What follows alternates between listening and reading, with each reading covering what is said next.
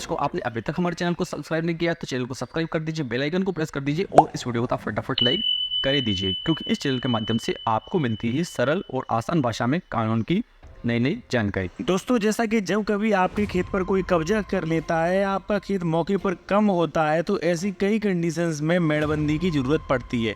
मेड़बंदी, हदबंदी, सीमांकन या खेतों की नाप भी कह सकते हैं। तो वो कैसे कराएं, क्या प्रोसेस होता है, और जो भी प्रोसेस होता है फुल प्रोसेस मैं आपको बताऊंगा कब करवा सकते हैं। टोटल आपको जानकारी इस वीडियो में मिल जाएगी। आपको किसी से वकील से पूछने की ज़रूरत नहीं, किसी से भी पूछने की ज़रूरत आपको नहीं पड़ेगी। चलिए बात करते हैं यूपीआरसी सेक्शन धारा जो है धारा जो है उस 24 के बारे में, कि अगर आपका खेत किसी ने कब्जा कर लिया है या आपका खेत मौके पर कम है, किसी ने मेड़ काट ली है, या मान लीजिए आपने कोई खेत खरीदा है वो कम है, तो ऐसी स्थिति में अपने खेत का सीमांकन, जो सरकारी सीमांकन कैसे करवा सकते हैं, जिससे आपका अगर कम खेत होता है तो आपका पूरा कर दिया जाता है, ठीक है, या कोई कब्जा करे फिर भी आपका पूरा कर दिया जाएगा। तो सबसे पहले इसके लिए आपको धारा 24 में आपको उप जिला अधिकारी के यहाँ आवेदन करना होता है सीमांकन का, ठीक है। लेकिन आवेदन करने से पहले आपकी सबसे बड़ी शर्त ये होती है कि जिसके आवेदन कर रहे हैं, जैसे मान लीजिए सपोज दैट आप गाटा संख्या 701 का सीमांकन करवाना चाहते हैं। मान लीजिए 701 गाटा संख्या आपकी है, आप उसका सीमांकन करवाना चाहते हैं, तो 701 का सीमांकन तभी होगा यदि मान लीजिए आप अकेले हैं, 701 में आप अकेले काश्तकार हैं तो आप सीमांकन करवा सकते हैं। मान लीजिए 701 में 4 काश्तकार हैं, ठीक है, और आपको लगता है कि उन्हीं चारों में से कोई खेत जो है हमारा कब्जा किए हुए है, तो ऐसी कंडीशन में आपको वहाँ पे सबसे पहले अपना बंटवारा करना होगा। बंटवारा कराने के बाद ही आप मेड़बंदी करवा सकते हैं। यानी कि जैसे मान लीजिए आपका कोई गाटा, जैसे सपोज डेट 701 है और उसमें 4 काश्तकार हैं, तो अब 701 में बटा तो डला नहीं, यानी कि ये तो है नहीं 700/1 तो आपका है, 701/2 दूसरे का है, 700/3, 701/4 बटा तो नहीं डले, और ना ही जो नक्शा जो होता है वहाँ पर कोई भी उसमें कुरा डले आपके। जब कुरा नहीं है तो लेखपाल बंटवारा आपका सीमांकन कर कैसे देगा। यदि मान लीजिए आपका बंटवारा नहीं हुआ है, नक्शा आपका अलग नहीं, आपके खेत में बटा नहीं डला है, तब तक आप सीमांकन नहीं करवा सकते। इससे पहले आपको जो है बंटवारा कराना पड़ेगा। जब बंटवारे में आपका जो है अंश डिक्लेयर हो जाता है, आपका कुरा नक्शे पे लेखपाल अलग बना देता है, तब आप जो है धारा 24 के अधीन आप जो है मेड़बंदी करवा सकते हैं। अब दोनों कंडीशन क्लियर हो गई। यदि मान लीजिए आपका कुरा अलग नहीं तो कुरा अलग करवा के कहा है, और मान लीजिए कुरा अलग है तो आप ऐसे ही धारा 24 में आवेदन कर सकते हैं। आवेदन के लिए कौन कौन से डॉक्यूमेंट्स जरूरी है? देखिए, आवेदन करने के लिए सबसे पहले डॉक्यूमेंट जरूरी है, जो ज़मीन का आप सीमांकन करवा रहे हैं उस जमीन का नक्शा 100 गांठों सहित, जो कि आपको आपके जिला जो अभिलेखागार से मिल जाएगा। दूसरी बात जो है वो है आपकी फर्द और खतौनी खसरा, जो कि आपको तहसील से मिल जाएंगे।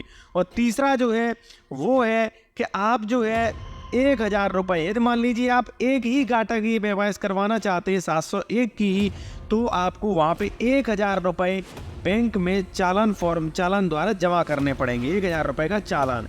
इसके बाद आपकी पूरी फाइल कंप्लीट हो जाती है। एक जानकारी आपको और महत्वपूर्ण यहाँ पे लेनी है कि देखिए 701 जो गाटा संख्या है, जो भी मेड़ मिलान काश्तकार हैं, आप उनके नाम, उनके पिता के नाम अवश्य लिख के ले जाएं, क्योंकि उन्हें पार्टी बनाना पड़ता है, उनके लिए नोटिस जाता है।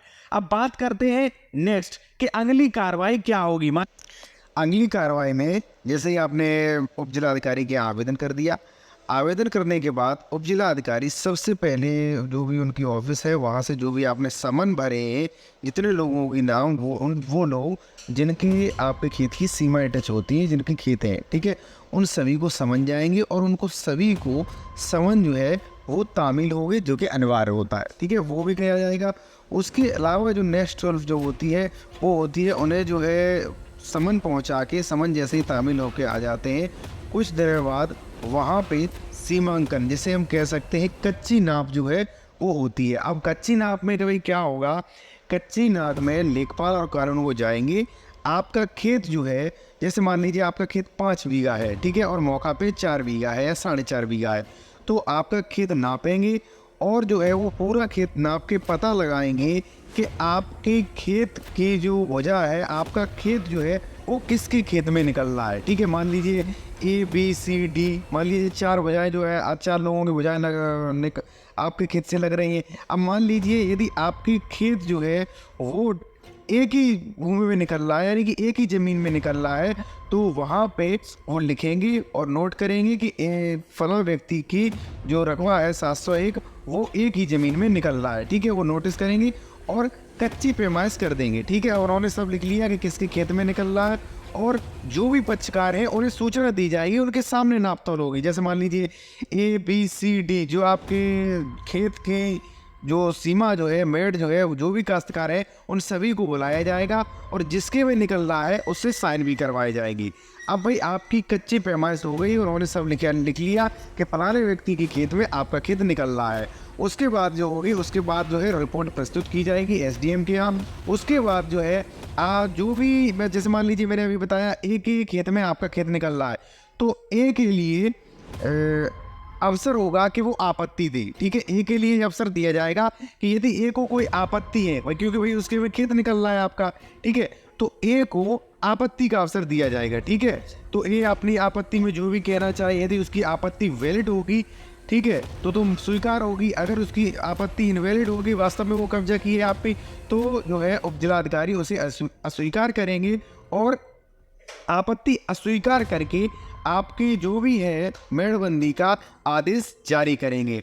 उस आदेश को जो है आप द्वारा कानून को जाएंगे और वहाँ पे पत्थर नस्ब यानी कि पक्की मेड़बंदी करेंगे। अब वहाँ पे क्या करेंगे, जो उन्होंने नापा था उस दिन, ठीक है, पहले कच्ची हो गई है, उसे आपत्ति थी, आपत्ति खारिज कर दी, और फिर वहाँ पे सबसे लास्ट में वहाँ पे पत्थर नस्ब यानी कि जो पत्थर जो होते हैं वो लगा दिए जाएंगे कि आपका इनके खेत में निकल रहा है और दूसरे के खेत में यदि आपका खेत निकल रहा है तो उसके खेत में भी पत्थर लगा दिए जाएंगे। और 15 दिन बाद आपको ये अधिकार है कि 15 दिन के बाद जो है आप जो भी है मेड़ तोड़ के और वहाँ कब्जा करें जहाँ उन्होंने जो भी लेखपाल कानून वो जो नाप के दी है कि यहाँ तक आप कब्जा कर लें, वहाँ तक आपका कब्जा करवाया जाएगा।